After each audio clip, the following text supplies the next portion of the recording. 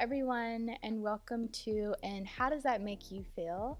The platform dedicated to being your companion and inspiration, mindset expansion, and self recovery. Now, even if you don't get anything else from this platform or from each podcast episode, the number one thing that we want is for you to feel less alone, at the very least, in this journey we call life. My name is Story.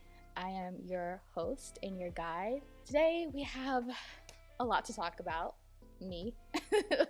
just me. I'm a lot to talk about.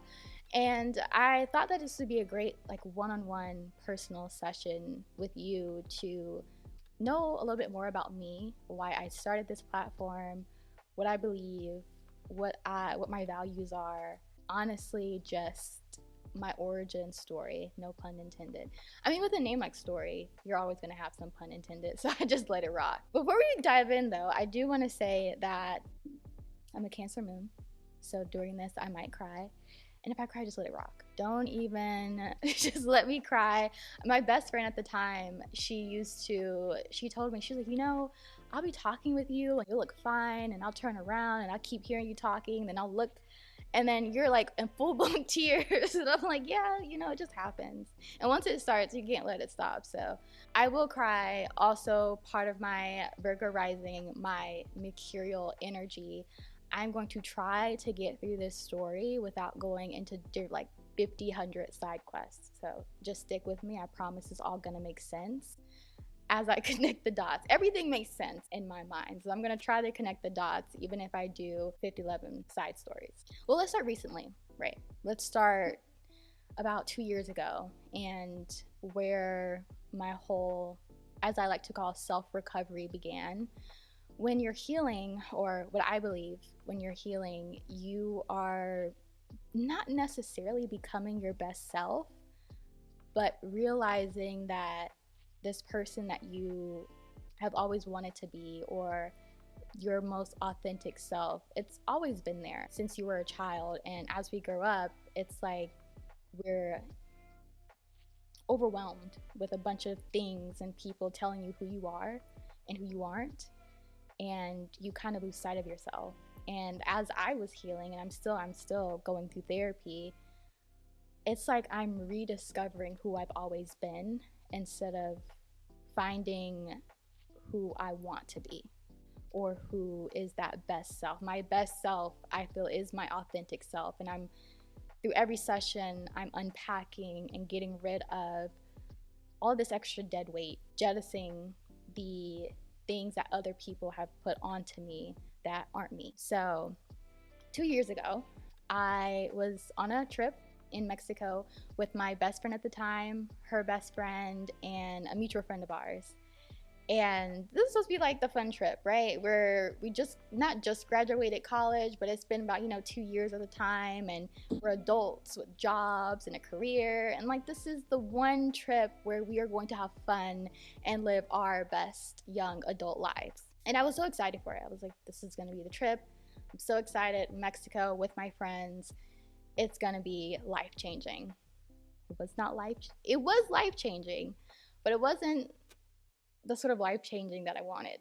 So I think this was the first or second day I was there, and I was speaking to my friend, and she was like, oh, hold on. She was taking a call from a guy she was seeing at the time, and they did, end up in a relationship. And I don't know what happened. I just got this I just felt really overwhelmed, and there was just something in my gut that was just turning and felt really painful. And she went outside to take the call, and I went into the bathroom, and I went into the toilet, and I bawled my eyes out, just started crying. And it was a sort of crying where you couldn't, you had to stop to breathe at some points. It was deep gut sort of crying. And I was trying to be quiet so no one would hear me. I don't think anyone heard me. Hopefully not. But I remember thinking to myself, I haven't felt this way since middle school. And in middle school, I had really, or what I thought, reached the peak of my sort of self-hate. I really didn't like myself. in when I was a child. And in middle school, I used to go to sleep. I would cry myself to sleep, just praying to God that one day I would just love myself. And I didn't know why, I didn't like me.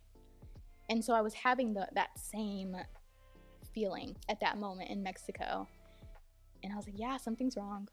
Something's wrong right now, and I really need to figure it out. And I thought maybe if I go to sleep the next day, I'll forget about it. And I went to sleep and I woke up and I did not forget about it. And then the next day I didn't forget about it. And I was like, okay, yeah. A month later, I was in therapy because I was like, we have to work through this. We have to figure out what's going on. And that is when I started to really go back into my childhood and uncover a lot about me. From then, when I was in therapy and, remembering a lot of my childhood, it was first just I was confused really about, okay, I thought I had gotten over this self-hate or this lack of knowing my worth. I thought I was confident. I thought that was just a phase, and it wasn't. And when I started to really look at what had conditioned me to have these thought patterns, there was a lot of memories that I was recalling that I was like, wow, that was kind of traumatic in a sense. Kind of, no, I get it now, because there was a lot of shame. Weirdly, I was like, why? I feel ashamed for how I feel. I don't feel like I should be thinking so poorly of myself. I don't feel that I should be comparing myself to others. Like, it was something I didn't really want to speak, but if you know anything about shame, you know that to get over it, you have to talk through it. Obviously talk through it in a safe space with someone you trust, but the only way over shame is to talk it out. And that's exactly what I was doing in therapy. And it wasn't until I started speaking with my friends and speaking with my therapist that I realized, okay, here's where it's coming from, and here is why it's valid. Because I had spent a good bit of time in the first part, first few sessions of therapy trying to invalidate how I felt. The earliest memory I have about developing these thought patterns and developing the thought that I wasn't worthy was I had overheard my dad talking. I think I was 7 at the time.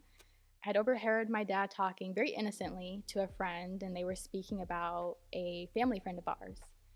And my dad was like, oh yeah, I know him, he has a beautiful family. Like, when I saw his daughters, I thought, those are some beautiful girls. Like, wow, they are really beautiful, and carrying on. And I remember listening to that part and thinking, I wonder why my dad has never called me beautiful, and I was looking at, recalling the girls and how they looked, and they were lighter skin and they had looser curled hair.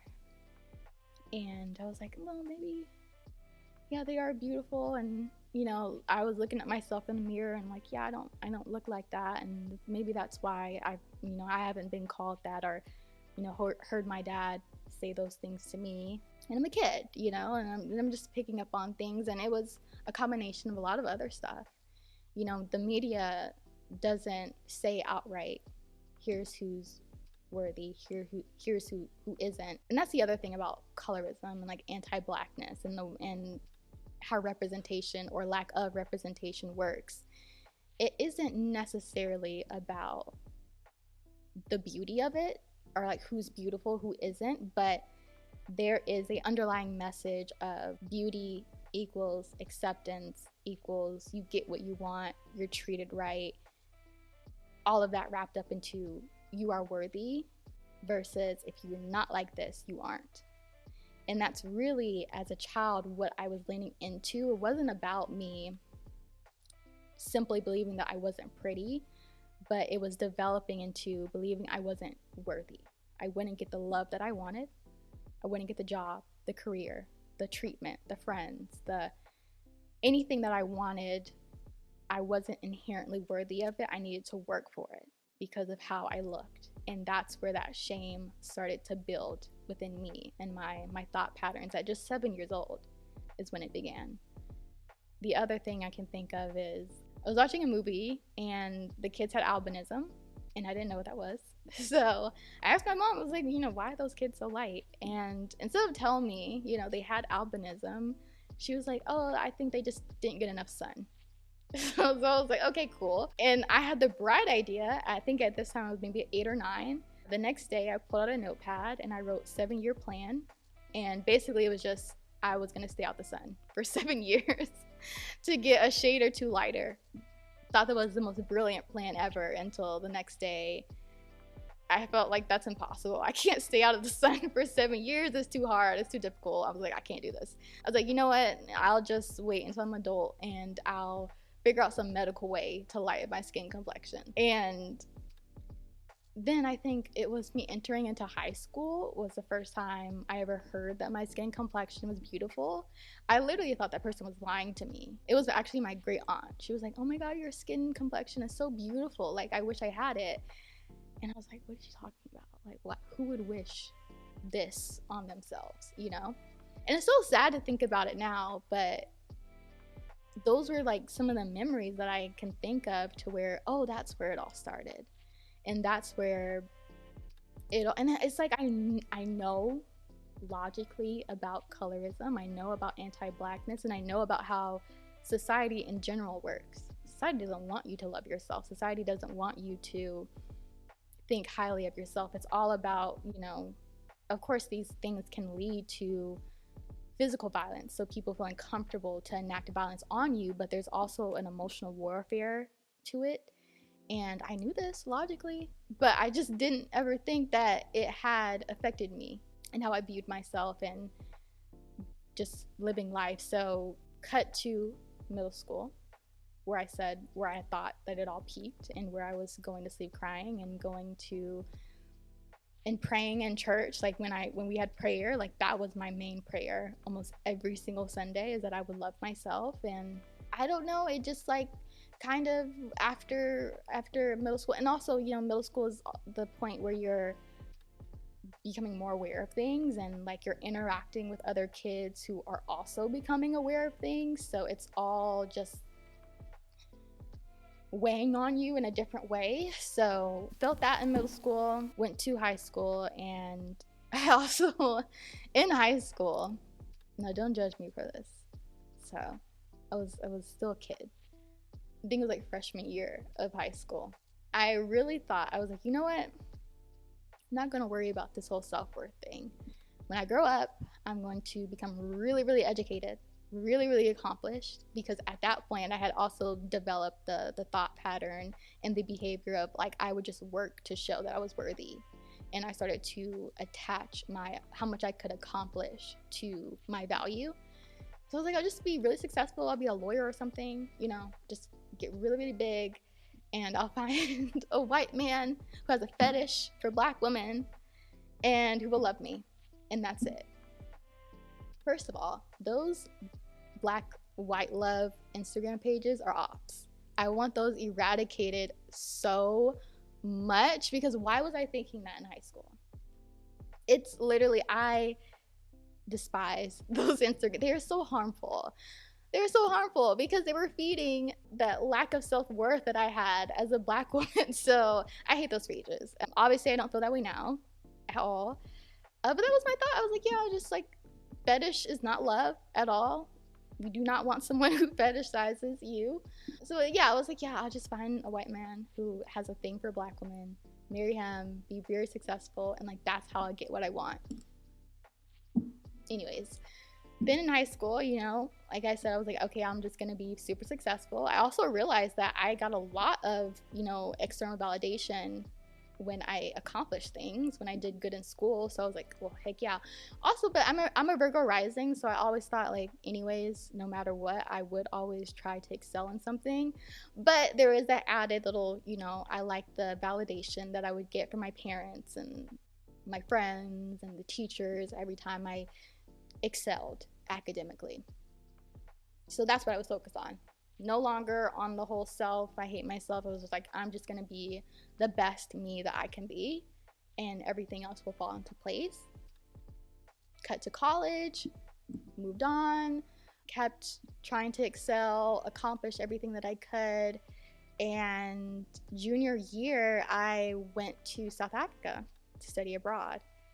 And it was like living in the Twilight Zone. I was like, man, why are people like this was the first time I was getting compliments and people were asking me on dates. And I was like, what is going on here? We were like, oh my God, you're so beautiful. Like I was getting stopped in the street. And even women were like, oh my God, you're beautiful. And I'm like, okay. But I mean, at that time, the damage was already done, you know? So did it help to boost a little bit of my self-esteem? Of course.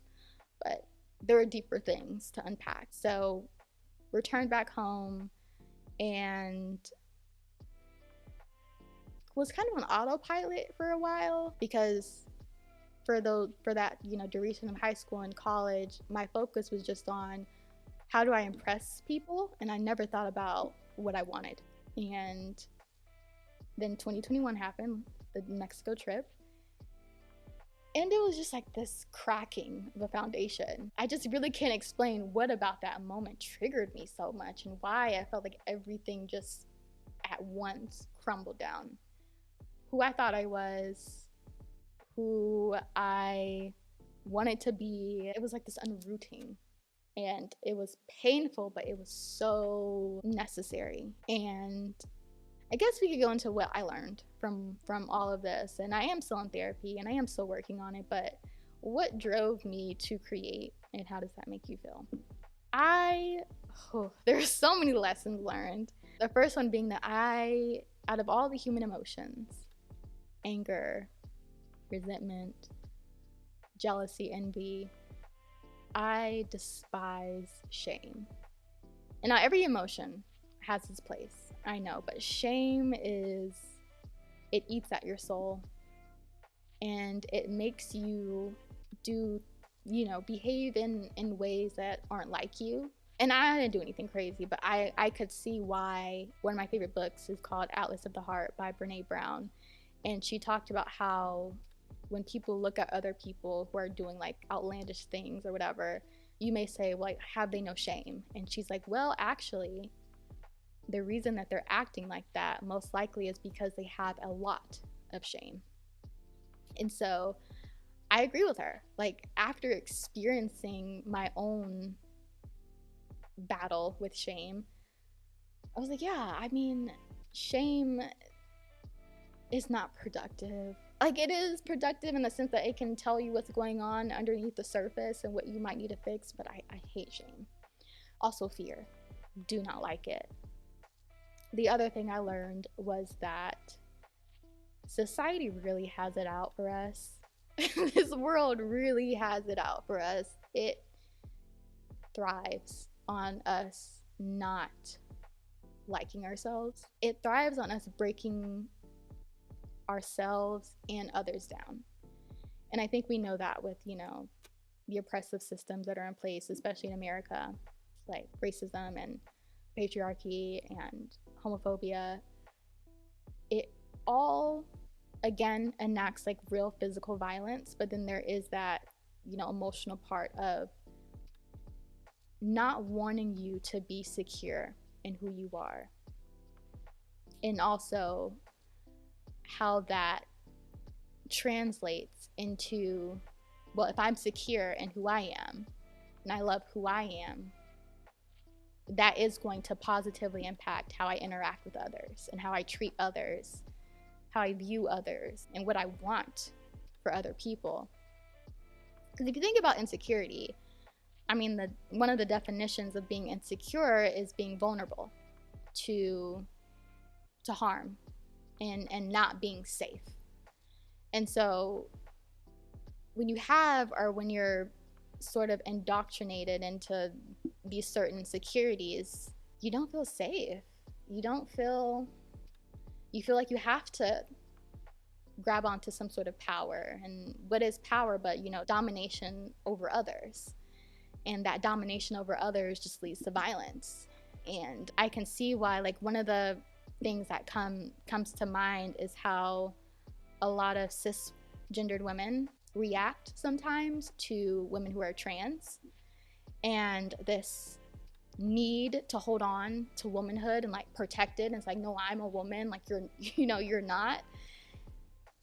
And outside of maybe, yeah, there are some people who are just being fucking assholes, I see fear. I see insecurity. I see not, I mean, if you think about it, women, especially Black women, we have been fighting for a very, very long time to be seen as human, to be seen as feminine and as a woman. But specifically in America, I mean, we were seen as 3/5 of a person. So we know be the definition of womanhood was never, we were never going to feel it. We were never going to meet that standard. It's not for us. And subconsciously or consciously, I can see why that would create so much. It would make us feel, yeah, less than. It would make us feel like there is something for us to prove, or and that we're not worthy of things, and that has real consequences. Obviously, I'm not saying that we should just love ourselves and the violence would go away. Of course not, but emotionally, and when we look at ourselves, I can see why we would feel the need to fight so hard to protect something in the hopes that we'll reach it and finally feel enough. But I wonder what would happen if we realized, you know what, I'm never going to reach the standard, and the standard was never meant for me to obtain, and it was for a very nefarious reason. And instead of trying so hard to protect something that wasn't even meant for me, I'm gonna let it go and be secure in myself and my humanness and my womanhood, and let others in. And I don't know if that makes sense, but it's just something that I've been thinking about as far as how insecurity is life altering and is intertwined in a lot of ways, not only on a personal level but on a systemic level, and how it affects how we, again, not only treat ourselves but treat others. So that's what led me here to, and how does that make you feel? I wanted this platform to be a place where, or really be a companion, be a friend to the audience, a companion that helps us with self-recovery, understanding who we are, who we're not, our power, our capability, a companion that inspires us to do the things that we've always wanted to do, to push past fear, to do the brave thing of being ourselves in a world that doesn't want us to be ourselves, a world that often rewards assimilation and not necessarily going against the grain. I want this platform to be a place where our mindset is expanded, whether you take on a different mindset or not. More so of, okay, don't really agree with this or don't really see this as helpful in my life, but glad to know it, right? There's a lot of times where I've read books and anybody can write a book, but sometimes it's not the best information in there. You're like, great, I'm glad I read it. Not for me, but I have that knowledge now to continue on and be secure in what I believe in. And like I said in the beginning, above all else, I want people to feel less alone.